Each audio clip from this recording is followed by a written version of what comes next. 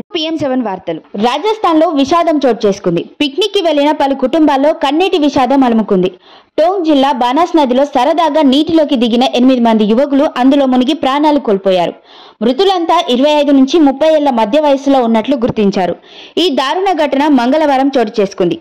బక్రీద్ తర్వాత జైపూర్, ఘాట్గేట్, హాసన్పురా ప్రాంతాలకు చెందిన యువకులు కలిసి పిక్నిక్ కి బానాస్ నది వద్దకు వచ్చారు.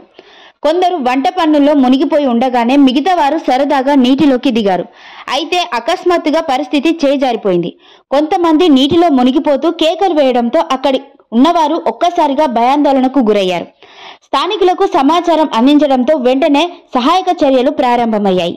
కానీ అప్పటికే 8 మంది యువకులు ఊపిరాడక మృతి చెందినట్టు అధికారులు ధృవీకరించారు.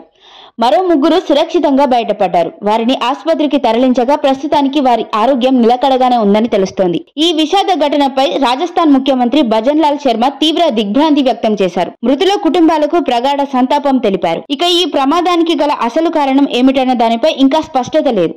అయితే నీటిలో మునిగిపోతున్న సమయంలో ఒకరినొకరు ఆదుకోవాలని ప్రయత్నించగా అందరూ ప్రమాదానికి గురై ఉంటారని భావిస్తున్నారు. ఇటీవలి కాలంలో మన తెలుగు రాష్ట్రాల్లోనూ ఇటువంటి సంఘటనలు వాస్తవంగా ఆందోళన కలిగిస్తున్నాయి. సరదా విహారాలు విషాదంగా మారకుండా ఉండాలంటే సరైన జాగ్రత్తలు తప్పనిసరి అనే విషయం మర్చిపోకూడదు.